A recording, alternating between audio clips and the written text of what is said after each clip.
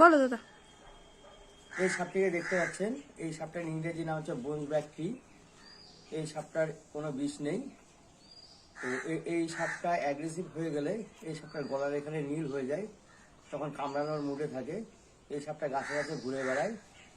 আর এই সাপটা খুব মানে দেখতে পাচ্ছেন কতখানি লম্বা।